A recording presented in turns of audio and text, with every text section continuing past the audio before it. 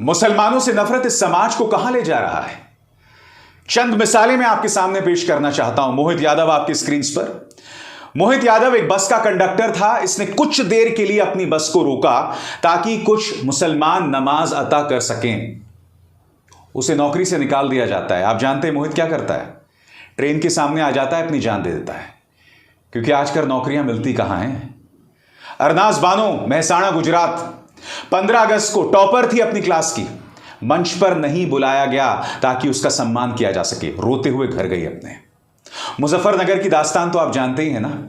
तृप्ता त्यागी ने एक मुस्लिम लड़के को खड़ा करके पूरे क्लास के लड़कों से उसे थप्पड़ पड़वाया। उसकी मां तक को ताने दिए कि मोहम्मदन औरतें क्या करती हैं। इंदौर की घटना देखिए। एक 12 साल के लड़के को नंगा करके मारा गया। उसे कहा जय श्री राम कहिए। और मारने वाले कौन थे? 3 माइनर्स थे मारने वाले। उन्हें गिरफ्तार किया गया है। ना कोई ताकत, ना कोई अदावत, और चाहे पूरा सिस्टम ही क्यों ना चाहे, तेरे बोल पर अंकुश नहीं डाल सकते। बोल खिलाफ आजाद है तेरे। आपको यह सोचना पड़ेगा कि मुसलमानों से नफरत में आप सिर्फ उन पर निशाना नहीं साध रहे हैं, बतौर नागरिक उनके जो अधिकार हैं सिर्फ उन्हें नहीं रौंद रहे हैं। मैं बार बार आपसे कहता हूं, आप अपने बच्चों के नसों में जहर भर के उनके भविष्य को बर्बाद कर रहे हैं, क्योंकि जिस व्यक्ति के अंदर नफरत होगी वो ठीक से सोच ही नहीं सकता। उसका ब्लड प्रेशर हमेशा बढ़ा रहेगा, वो हमेशा तमतमाया रहेगा, वो हमेशा गुस्सा रहेगा। और मैं आपसे पूछना चाहता हूं, एक आदमी जिसका मन, जिसका चित्त शांत ना रहे, वो खाक तरक्की करेगा? वो खाक पढ़ाई करेगा? नफरत की जो तमाम मिसालें मैंने आपके सामने दी, इस तरह की नफरत अगर उसके नसों में भरी रहेगी, वो नफरत जो आए दिन गोदी मीडिया आप तक पहुंचाता है प्राइम टाइम के जरिए, तो वो इस देश का अच्छा नागरिक कैसे बनेगा? मुझे बताइए ना। ताजा मिसाल मोहित यादव की है दोस्तों। मोहित यादव से 2 मुसलमान जो हैं वो ये अपील करते हैं कि भाई कहीं पर बस रोक देना, कुछ देर के लिए हम नमाज अता करेंगे। मोहित यादव जब बस चलने लगती है तो एक जगह कुछ लोग उसके पास आते हैं कि भाई हमें पेशाब जाना है, कुछ देर के लिए रोक दो।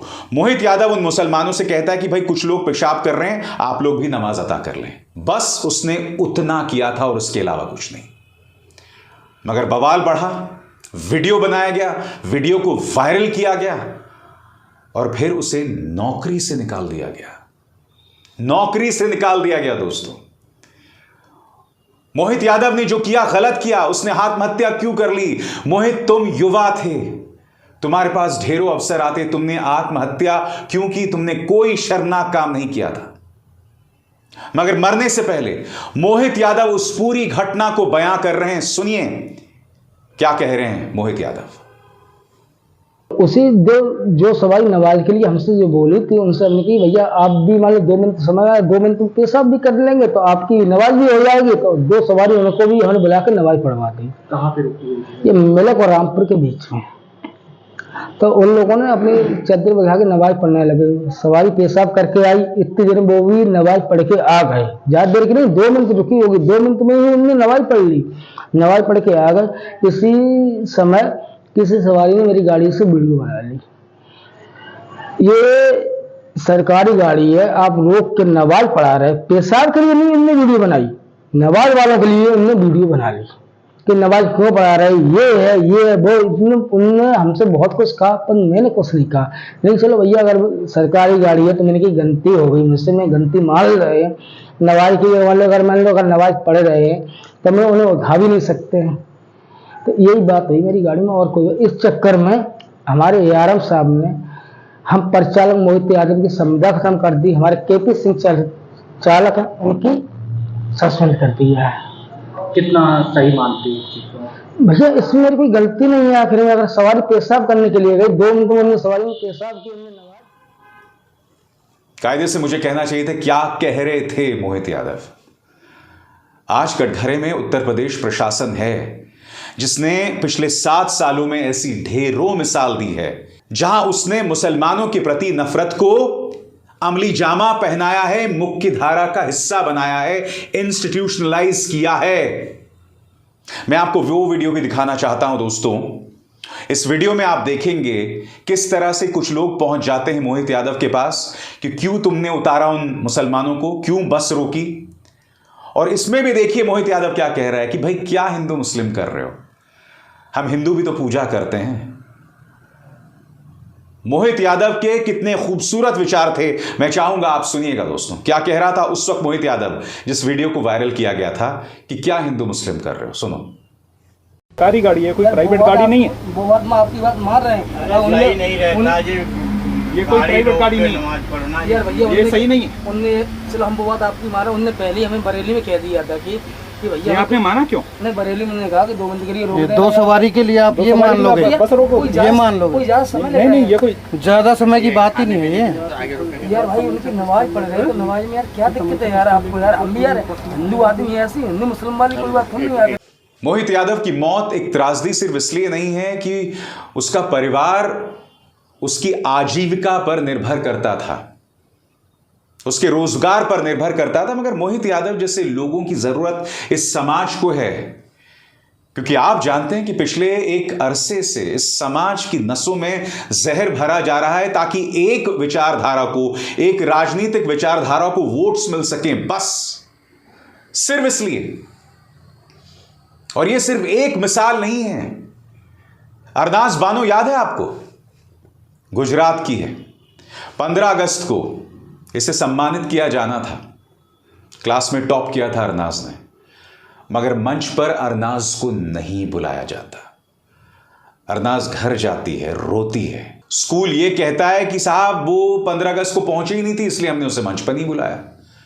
पिता कह रहा है कि सीसीटीवी है, उसमें तमाम सबूत मौजूद हैं कि अरनाज वहां मौजूद थी। ये कौन कर रहा है दोस्तों? ये स्कूल्स कर रहे हैं। वो स्कूल्स जो कि कायदे से एक बालक, एक लड़के, एक लड़की के लिए सुरक्षा का पहला कवच होना चाहिए, उन स्कूल्स में इस नफरत को अंजाम दिया जा रहा है। क्योंकि अरनाज बानो तो सिर्फ एक मिसाल है। आप भूल गए मुजफ्फरनगर में तृप्ता त्यागी ने क्या किया था? और तृप्ता त्यागी को तो बिल्कुल भी शर्म नहीं आ रही। वो कह रही है कि मैंने कुछ गलत नहीं किया। वो अपने दिव्यांग होने का बहाना ढूंढ रही हैं। वो ये भूल जाती हैं कि अगर कुछ लम्हे के लिए मैं मान भी लूं कि वो सांप्रदायिक नहीं था, मगर आप उनकी मां को ताना दे रही थी, मोहम्मडन औरतों की बात कर रही थी। आपने हिंदू औरतों की तो बात नहीं की ना, बताइए। और सबसे बड़ी बात, एक लड़की को खड़े करके पूरी क्लास मार रही है। कुछ लम्हे के लिए आप अपने बच्चे को वहां खड़ा कीजिए। इस तरह की पिटाई एक गुनाह है। Corporal punishment is a crime.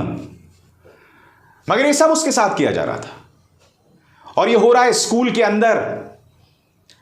इसी मंच पर मैंने आपको बताया था, इसका एक दूसरा पहलू है, जहां जम्मू के कठुआ में जय श्री राम ब्लैक बोर्ड पर लिखने के चलते एक बच्चे को एक मुस्लिम टीचर ने बेरहमी से मारा। उसे घसीट कर ले गया प्रिंसिपल के ऑफिस में और फिर दोनों ने मारा। प्रिंसिपल फरार हो गया, टीचर गिरफ्तार हो गया, मगर कम से कम यहां गिरफ्तार तो हुआ।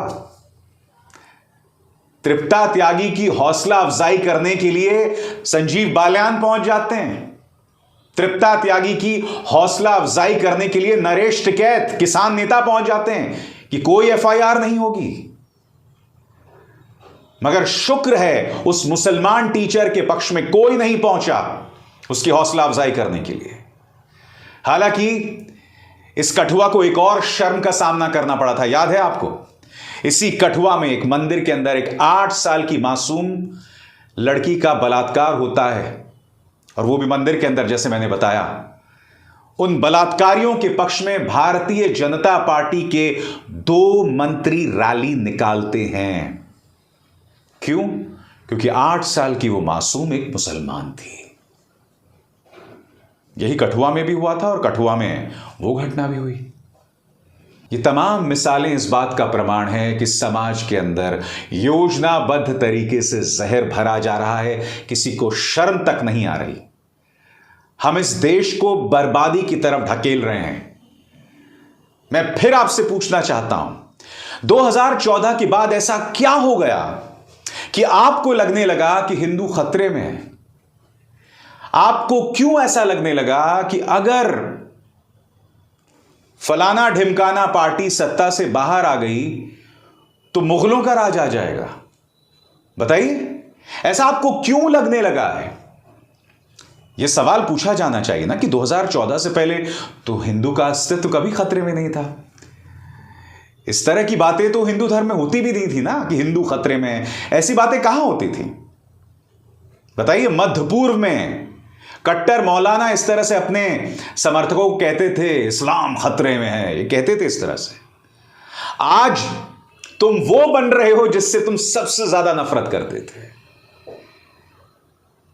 तुम पाकिस्तान की राह पर चल पड़े हो, जिस पाकिस्तान को तुम ताने देते थे कट्टरवाद को लेकर, हिंदुओं पर निशाना साधने को लेकर, क्योंकि वहां की माइनॉरिटीज हिंदुओं पर भी निशाना साधने को लेकर ढेरों मिसाल हैं। आज तुम वही बन रहे हो बगैर किसी कारण के, और ये सब हो रहा है हमारे स्कूलों में। इंदौर की मिसाल देखिए दोस्तों, 12-13 साल के बच्चे को नंगा करके पीटा, उसी के क्लासमेट्स ने, कहा जय श्री राम के नारे लगा, गिरफ्तारी हो गई उन माइनर्स की। मगर आप देखिए, चाहे मुजफ्फरनगर में वो घटना हो या फिर इंदौर वाली, उन बच्चों की मानसिकता पर क्या असर पड़ा होगा? आपने उन्हें अंदर से खत्म कर दिया है बिल्कुल, उस नफरत के सहारे, उस हिंसा के सहारे, और आप में से कई लोग उस पर तालियां बजा रहे हैं। मैं ये समझ नहीं पा रहा हूं, आप ताली किस बात की बजा रहे हैं? अपनी बर्बादी की? बर्बाद कौन हो रहा है? मेरा हर बार मानना है कि जब भी लोगों पर जुल्म होता है ना, तो ठीक है, कुछ लोग उस जुल्म के सामने टूट जाते हैं, मगर उसी जुल्म से बेहतर इंसान भी निकल के आते हैं, जो बेहतर आर्टिस्ट होते हैं, एक्टर्स होते हैं, म्यूजिशियंस होते हैं, लेखक होते हैं, पोएट्स होते हैं, बेहतरीन कविता शायरी करते हैं। मगर आप जिनकी नसों में नफरत भरी जा रही है, आप सोचो ना, आपको इससे क्या फायदा हो रहा है? क्या इससे हिंदू धर्म का मान बढ़ रहा है? अरे भाई, बिल्कुल नहीं बढ़ रहा, क्योंकि मेरा धर्म तो वसुदैव कुटुंबकम की बात करता है, सर्व धर्म संभाव की बात करता है। और मैं दावे के साथ कह सकता हूं, इस मुद्दे पर भी ऐसे नफरती चिंटू हैं, ऐसे 2 रुपल्ली ट्रोल हैं जो मुझे ही गाली देने के लिए आ जाएंगे।